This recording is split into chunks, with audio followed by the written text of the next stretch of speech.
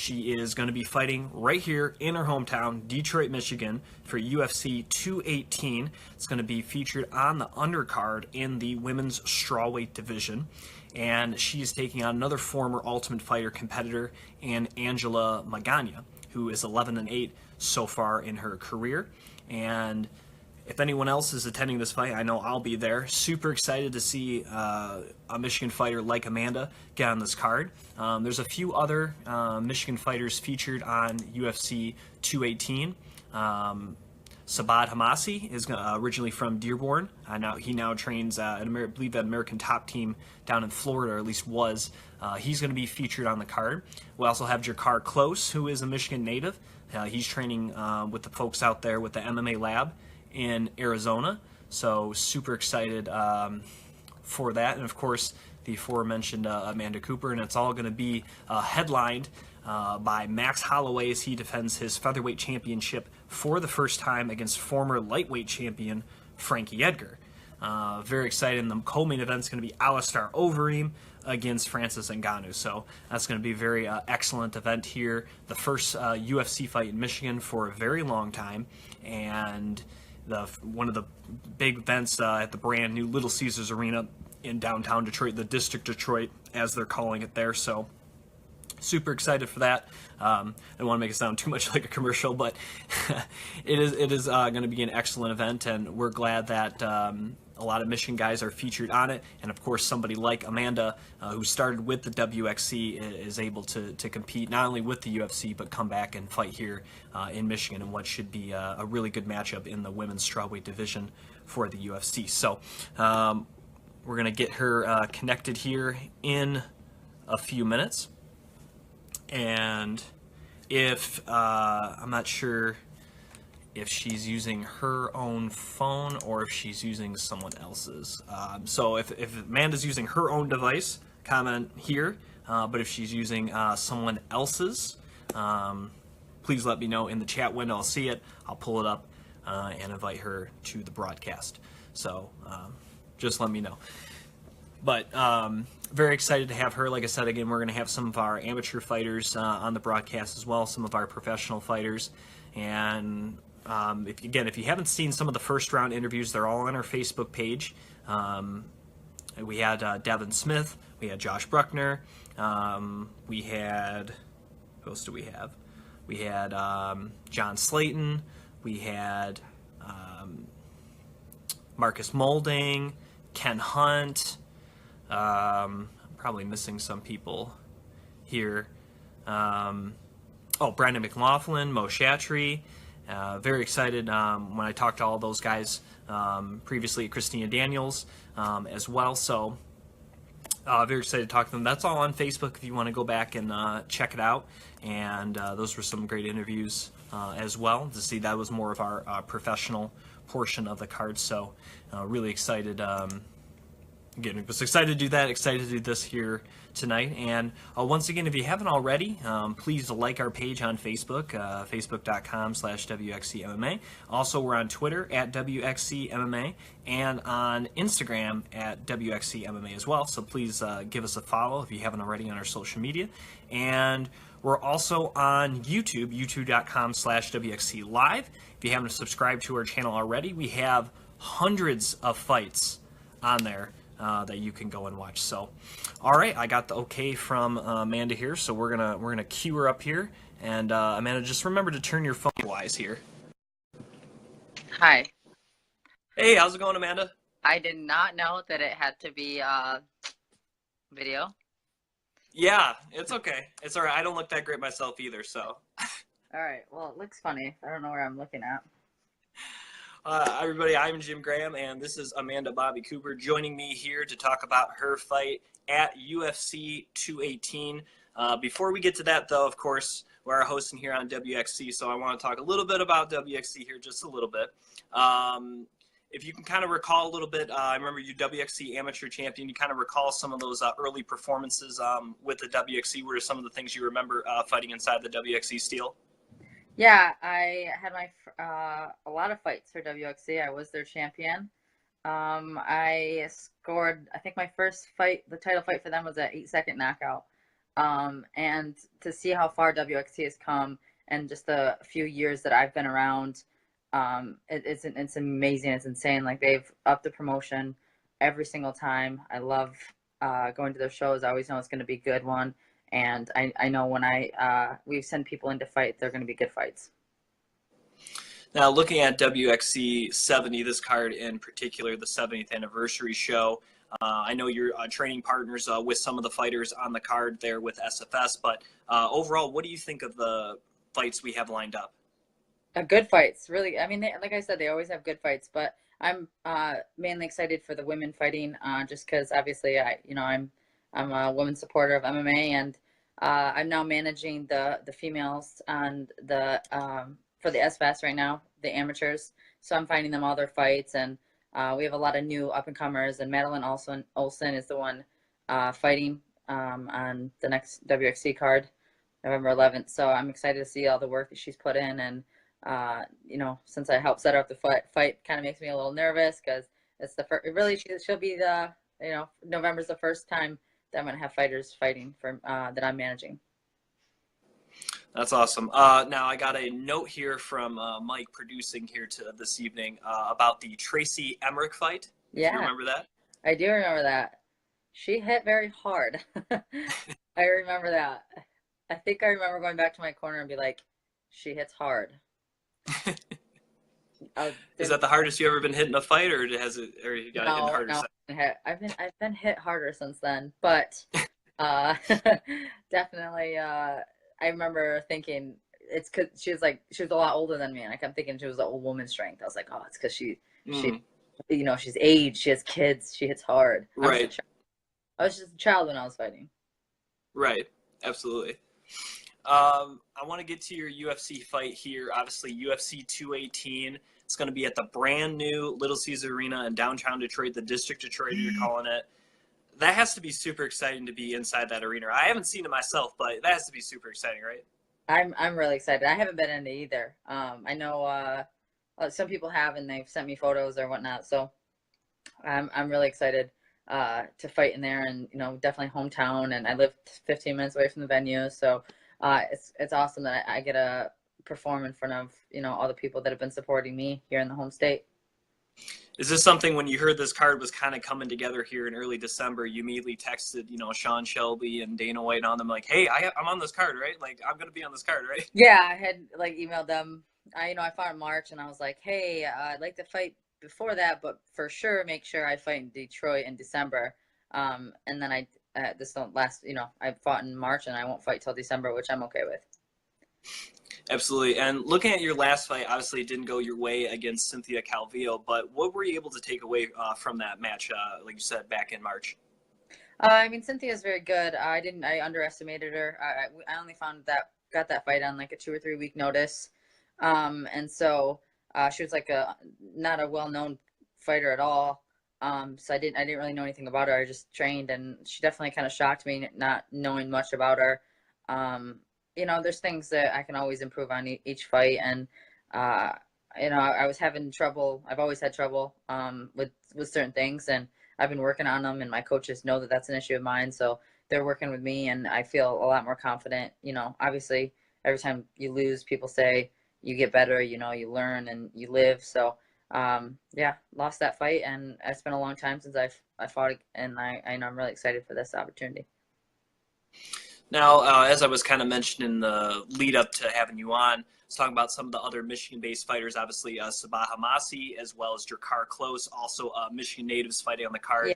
Yeah. Sabah is taking on Abdul Razak Hazan. I said that name correctly. You did. What do you think about his matchup? I believe that's in the welterweight division. I don't really know much about that. I've only seen. I don't know. Couldn't tell you. I'm trying to learn more about the card, and obviously there's a ton of good fights on it, a ton of well-known people, and I don't know too much about it, to be honest. Now, I do know these two guys. Now, I know Drakkar Klose, and I know David Tamar. David Tamar obviously coming off a big win over Lando Venata, and Drakkar Klose had the big win over, what's that guy's name? The Bone Crusher, I think is his nickname. Mark Diakazi, Englishman.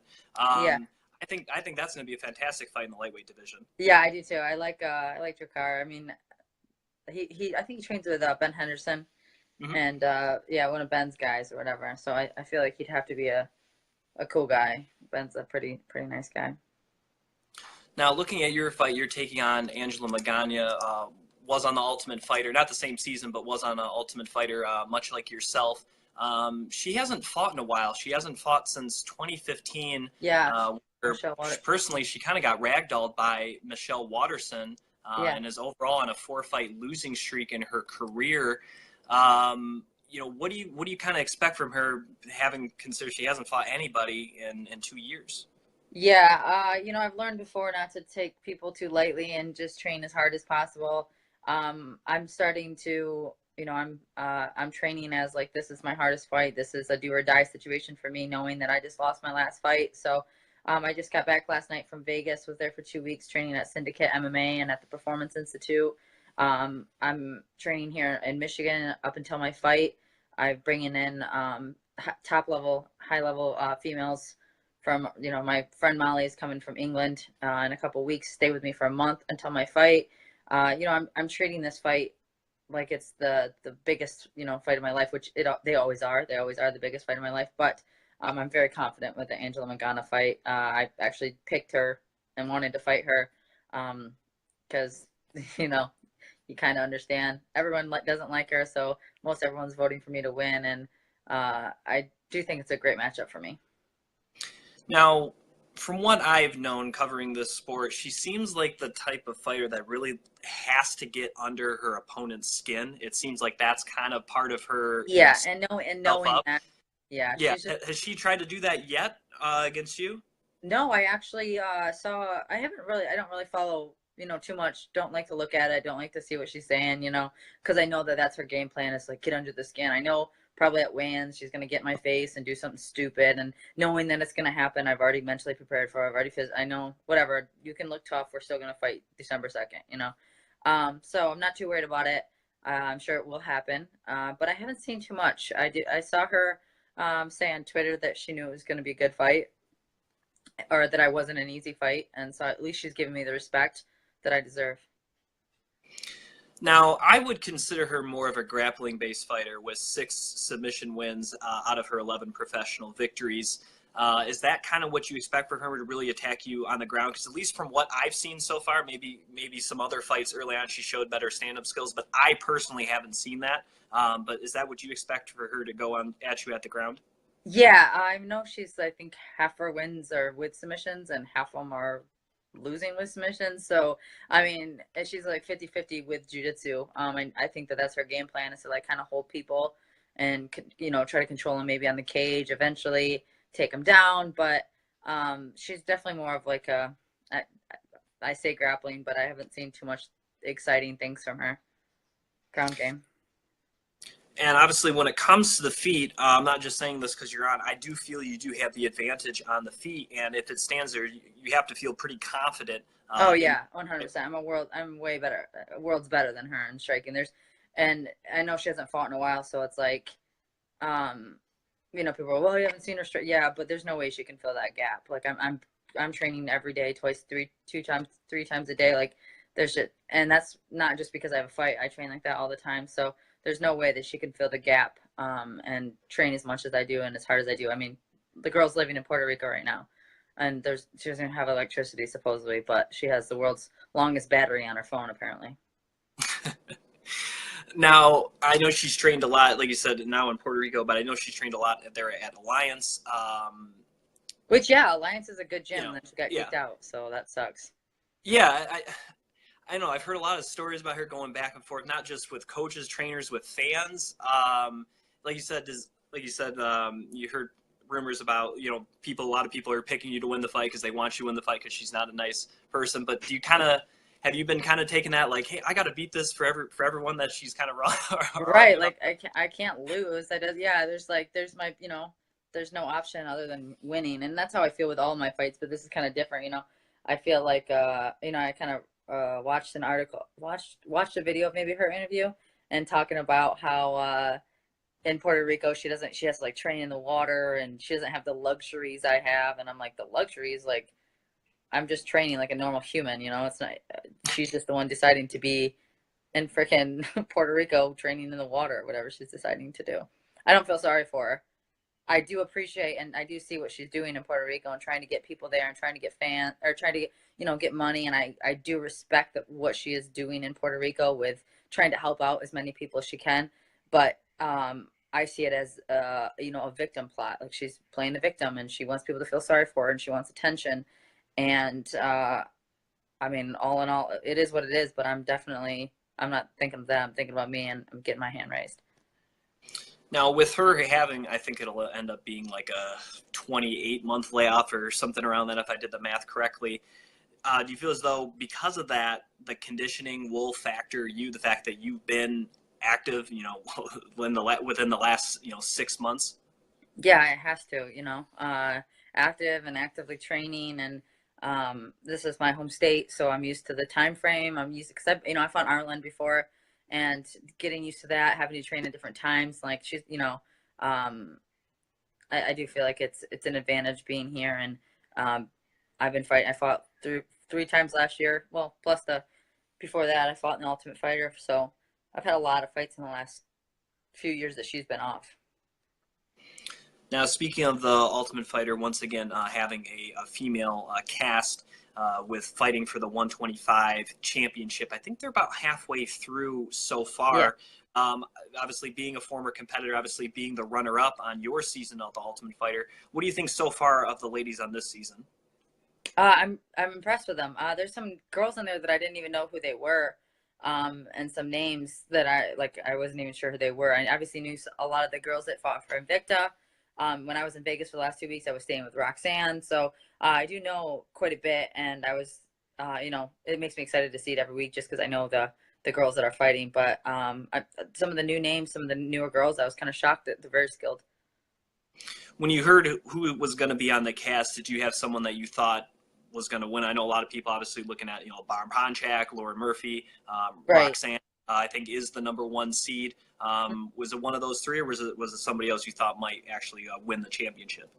Yeah, no, I thought, honestly, Barb Honchak was a favorite in my mind, but I watched her last few fights before she went in the house, and that was years ago. And I felt she felt kind of boring and not doing anything that exciting. I thought maybe she was just done, like physically, mentally with fighting. But the fights that she had so far, really good, and she looks like she's a killer. But when going into the house, I saw Roxanne in there, and I thought for sure, she was going to go to the top. She was going to go really far because she did well in the 135 season. She's killed it since Invicta since then, and she's just very experienced in MMA. And then I'm biased, I got some friends, Montana Stewart's, I've trained with her before, so I wanted her to do really well, and that's about it. Now, did you ever consider trying out at 125 just for the heck of it, or No, for the season? I'm already in the UFC at 115, and I want to fight there. So, I mean, I enjoyed my time in the Tough House before, but I don't know if I'd want to do it 2 times like that. Okay, I was just seeing if you wanted to pull a James Krause and be on the Ultimate Fighter when you're still on contract. All right, let's get again back to your fight here. What are some things that you would like to showcase in this fight here against Angela Magana? I just want to finish. That's it. Just want to exciting. It's in Detroit, and I'm gonna have a lot of fans there, a lot of people there, and I just want a really awesome finish. And I know I'm gonna as soon as I finish her, people are gonna be like, thank God, fuck that girl, and everyone's gonna be so happy because they don't like her. But that's not why I'm doing it. I want this fight, and I want it for me. So this isn't a personal attack on Angela Magana. This is personal for me because I need this win. And just a good win and a good, good finish. Let's see. I want to ask you about the main event. Of course, Frankie Edgar against Max Holloway for the featherweight championship. That's being the main event. I think it's a fantastic fight. I'm glad we're able to see here in person. What do you think about this one? Man, it's so good. I can't even say every fight on this card is getting me really excited. I don't even, but the main event especially, yes. I'm a big fan of Max Holloway though right now. He's doing awesome, and I would pull for him for the win. I'm tending to agree because I like picking people when they're on a roll. He's won like 10 in a row Dude, or yeah, something he's like on it. that. I'm really getting a fan of him And lately.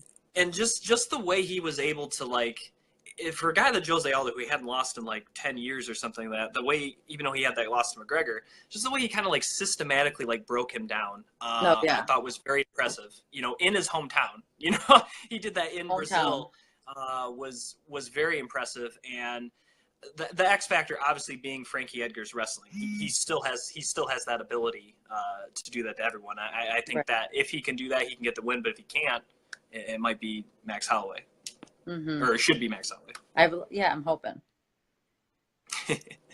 All right, I got to know it. Get back to WXC here. Yeah, Not coming going up. too much about UFC. Obviously, somewhat of a segue. Obviously, WXC being featured on Fight Pass. What do you think about that? Oh, I know. I just heard the news the other day. Like, how this was so random. How great it should be. It's an awesome promotion. All these fighters here in Michigan need to, be able to get their fights exposed and have the world see it and gain fans. And what a better way on UFC Fight Pass. It's awesome. I think they're doing. I'm really shocked. I'm happy for them to get this on UFC Fight Pass the first time. So everyone, who's local needs to get to the show, because they're making it big time. Absolutely. And once again, your fight is going to be on December 2nd for UFC 218, live from Little Caesars Arena. I believe your fight, as of right now, is going to be in the FS1 portion of the Yeah, card? I believe so. I haven't. I don't know 100% yet, but I'm thinking that that's probably what's going to happen. Okay. At the very least, it will be on the aforementioned UFC Fight Right. Pass. Yeah. And of course, if you haven't already, give Amanda a follow on Twitter at ABC Nation 115. And Amanda, thanks again for coming on the program. Really looking forward to your fight on December 2nd. Of course, looking forward to your fighters fighting for us at WXC as well. I know. Very excited. Thanks for having me, and thank you, WXC, for always being a supporter of me. No problem. Wish you the best of luck, and we'll catch you at the fights. Thank you.